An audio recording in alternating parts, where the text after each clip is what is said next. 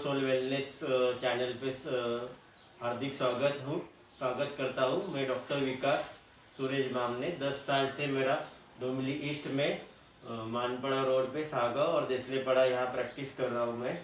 और आज के टॉपिक पे हम जाते हैं। आज का टॉपिक डायबिटीज़ के ऊपर है।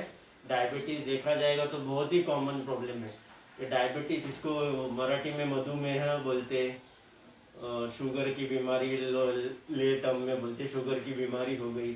तो ये जो डायबिटीज़ है इसमें क्या होता है, डायबिटीज़ में जो इंसुलिन, जो पैनक्रियाज में से इंसुलिन सीक्रेट होता है, एक हार्मोन रहता है, एक केमिकल रहता है इंसुलिन, उसकी कमी के कारण या इंसुलिन बराबर होने के बाद भी शरीर के पेशी में वो इंसुलिन पहुंच नहीं पाता, जो शुगर को कम रखता है अपने ब्लड में, उसकी वजह से डायबिटीज़ होता है। जनरली पहले तो 40 के बाद दिखाई देता था डायबिटीज़, अभी तो कोई एज में भी हो जाता है।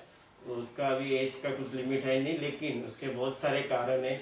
एक तो इंसुलिन की कमी होगी तो डायबिटीज़ होता है, या मोटापन रहेगा तो डायबिटीज़ होने के चांसेस बढ़ जाते हैं। इंसुलिन का डिसफंक्शन बोलते वो हो जाता है। और ऊपर से कुछ स्ट्रेस रहेगा उसके कारण होता है। कुछ बैड हैबिट्स रहेंगे, अल्कोहल रहेंगे, सेडेंटरी लाइफ होगी, उसके कारण ये डायबिटीज़ होने के चांसेस बढ़ जाते हैं। इसमें से एक महत्वपूर्ण कारण है जो आनुवंशिक बोलते, यानी जेनेटिक, यानी उससे मतलब क्या, जो मम्मी पापा को किसी को डायबिटीज़ होगा या घर में फैमिली में किसी को डायबिटीज़ होगा तो उसके नियर रिलेटिव में या ब्लड रिलेटिव में डायबिटीज़ होने के चांसेस बढ़ जाते हैं। तो ये डायबिटीज़ एज ग्रुप में दिखाई देता है और बहुत सारे कारण में से कुछ कारण है। तो ये डायबिटीज़ के लक्षण क्या है? एक तो बार बार पेशाब लगना, ज़्यादा भूख लगना, गले में सूखापन आना और वज़न कम होना या बढ़ जाना। मोस्टली वज़न कम होने के ज़्यादा लक्षण दिखाई देते हैं।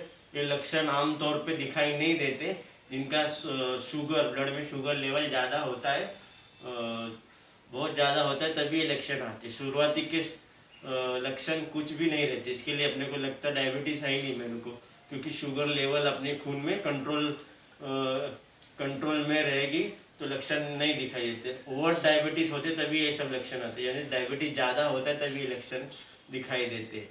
ये लक्षण के बाद उसके बाद उसका आता है कॉम्प्लिकेशन, यानी जो शरीर में क्या फ़र्क पड़ता है। डायबिटीज़ एक मेटाबॉलिक सिंड्रोम है, तो इसका हर चीज़ पे असर होता है। नस पे असर होता है, उसको न्यूरोपैथी बोलते हैं। नस कमज़ोर होना, पैर में झिनझिनी आना, पैर सुन पड़ना, या हाथ के नसें, पैर की नसें कमज़ोर होना, उसके डायबिटीज़ न्यूरोपैथी बोलते हैं। दूसरा डायबिटीज़ नेफ्रोपैथी, जो किडनी पे असर करता है। हाई शुगर लेवल होने के कारण किडनी का ब्लड सर्कुलेशन कम हो जाता है, उसके कारण नेफ्रोपैथी होता है। किडनी डिसफंक्शन होने लगती है और किडनी का काम कम होने लगता है।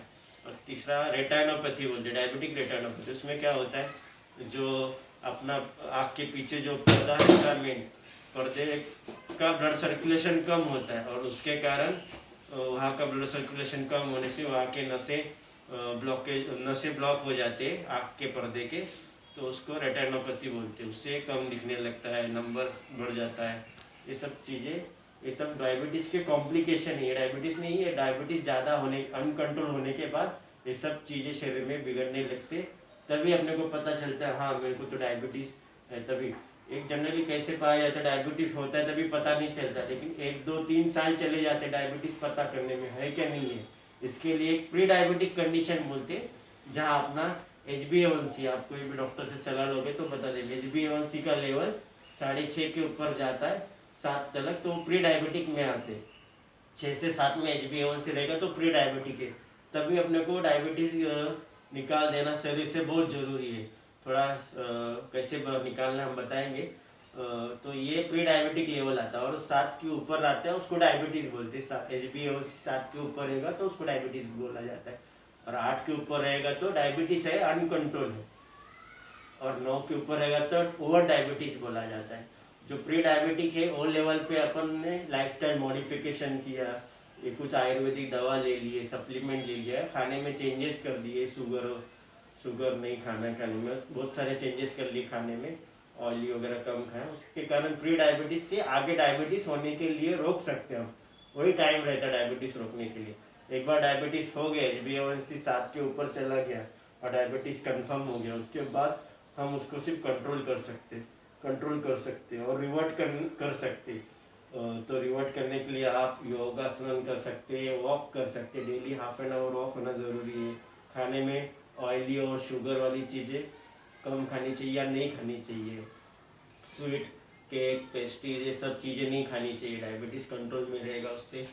और मीठे चीज़ कम करें, रिफाइंड शुगर, रिफाइंड ऑयल नहीं वापरना चाहिए, इससे डायबिटीज़ कंट्रोल में आएगा आपका। और हो सके उतना गेहूं का प्रमाण कम रखना चाहिए, रात में गेहूं के चीज़ कुछ खाने नहीं चाहिए आटे के। और ज़्यादा से ज़्यादा सलाद खाने चाहिए, ज़्यादा से ज़्यादा सलाद, ज़्यादा पानी पीना चाहिए जितना ज़रूरी उतना, और एक्सरसाइज करना चाहिए। 30 to 45 मिनट इनफ एक्सरसाइज होना चाहिए, ज़्यादा एक्सरसाइज भी नहीं करना चाहिए, जितना बताएंगे आपको आपके डॉक्टर सलाह से कर सकते हैं। तो यह ऐसे ही हमारे एक पेशेंट है मिसेस लक्ष्मी अय्यर करके, तो मैं उनको बुलाना चाहता हूँ कि जिन्होंने हमारे प्योर सोल से डायबिटीज़ के लिए इलाज करवाया, तो उनको क्या इफेक्ट आया वो हम उनसे ही ज़बानी सुनते हैं। नमस्ते, मेरा नाम लक्ष्मी अय्यर है एंड जैसे डॉक्टर ने कहा ये सभी सिम्टम्स मुझे हो रहे थे, ऑल सिम्टम्स, और इसकी वजह से मुझे यूरिनरी इन्फेक्शन भी था, बहुत सारा प्रॉब्लम्स फेस किया मैंने, बार बार भूख लग रहा था and even I was feeling very thirsty, मुझे बहुत प्यास लगती थी, हमेशा प्यास लगता था। And then I was taking Glycomet GP2 for this. इसकी वजह से मैं डॉक्टर के पास गई, उन्होंने मुझे ग्लाइकोमेट GP2 दिया, लेकिन इतना ज़्यादा कंट्रोल मुझे नहीं हो रहा था, तो मैंने सोचा कि चलो आयुर्वेदिक औषध ट्राई करते। फिर मैंने डॉक्टर विकास बामने के पास अप्रोच किया, तो उन्होंने मुझे डाइबालाइफ करके मेडिसिन सब्सक्राइब किया, उन्होंने बताया मुझे, तो I took that medicine, continuous medicine मैंने 2 मंथ्स के लिए ट्राई किया and then really it was very helpful, बहुत हेल्पफुल था मुझे। और वो डाइबालाइफ लेने के बाद मुझे बहुत एनर्जेटिक फील हुआ और बार बार प्यास लगना, भूख लगना, बहुत भूख लगती थी, बार बार कुछ तो खाना चाहिए ऐसे लगता था। बट देन मुझे वो अभी ऐसे नहीं लग रहा है, I am feeling very energetic using the Diabalife tablets and I am feeling fresh. पहले मैं बहुत थक जाती थी, I am working as a teacher and after coming home, school से आने के बाद मैं बहुत थक जाती थी, कुछ काम करने का ऐसा लगता ही नहीं था। लेकिन जब मैंने डाइबालाइफ यूज़ किया उसके बाद मैं थोड़ी देर के बाद मुझे भूख लगता था, वो सब कम हो गया, यूरिन इन्फेक्शन था वो थोड़ा कम हो गया एंड धीरे धीरे मुझे जो एनर्जी लेवल कम हुआ था पहले वैसे नहीं हुआ, एनर्जी लेवल बढ़ गया and I am feeling very light, बहुत लाइट लगता है, अभी काम करने के लिए भी मन आता है। तो डाइबालाइफ लेने के बाद मुझे रियली बहुत एनर्जेटिक फील हुआ and I would like to tell, मैं ये बताना चाहती हूँ कि आप ज़रूर डाइबालाइफ ट्राई कीजिए, इससे बहुत जन को इफेक्ट होगा, क्योंकि मैंने खुद वो ट्राई किया है, तो मुझे ऐसे लग रहा है कि आपको भी वो बेनिफिट होना चाहिए, आप भी वो लेके आपको भी वो बेनिफिट्स होना चाहिए करके मैं ये आपको बता रही हूँ। Thank you doctor. धन्यवाद madam. Thank you doctor. Yes, thank you. तो ये जो डाइबालाइफ बताया, तो ये ऑन एंड ऑन का प्रोडक्ट्स है, ऑन एंड ऑन एक अपना ब्रांड है, उसके अंडर ये प्रोडक्ट है। उसमें क्या है, 36 अपन लहसुन का पकड़ी बोलते हैं ना, उसका एक्सट्रैक्ट किया हुआ एक कैप्सूल है, उसमें 36 लहसुन का पकड़ी का ताकत एक कैप्सूल में है, उसमें बाकी करेला, गुड़ीची ये सत्व भी है। मेन कंटेंट एलिसिन है जो स्टेबलाइज है। आप आमतौर पे यहाँ वहाँ से जो लहसुन का इसका लेते हैं, एलिसिन का कोई भी कैप्सूल लेते हो, वो अनस्टेबलाइज रहता है। जैसे आप दूसरे कंपनी का लेते हो और खाते हो तो जो गैस्ट्रिक जूस रहता है अपने पेट में, उसमें डिजॉल्व हो जाता है, उसके लिए उनको रिजल्ट नहीं आती। बहुत पेशेंट आके बहुत बोलते रिजल्ट नहीं आ रहा है ये सब कैप्सूल लेके भी। लेकिन अपना जो डाइबालाइफ बताया, न्यू डाइबालाइफ आया, वो डाइबालाइफ में एलिसिन स्टेबलाइज किया हुआ है, अपने गैस्ट्रिक जूस में वो पिघलता नहीं है, वो बराबर बड़े इंटेस्टाइन में, छोटे इंटेस्टाइन में जाता है, जिधर पैनक्रियाज होता है, जिधर इंसुलिन सिक्रेट होता है, वहाँ तक जाके वहाँ अपना काम करता है और इंसुलिन सिक्रेट करने में हेल्प करता है। और उसमें बाकी के सत्व है जो अपने ब्लड सर्कुलेशन बढ़ाते हैं, जो मैंने बताया, किडनी, लीवर, रेटाइना और स्किन और न्यूरॉन जो रहते हैं अपने नस जो डैमेज है उसका सर्कुलेशन बढ़ाता है। डाइबालाइफ इतना हर लेवल पे काम करते हैं, इसके लिए इसके इफेक्ट ज़्यादा आते हैं।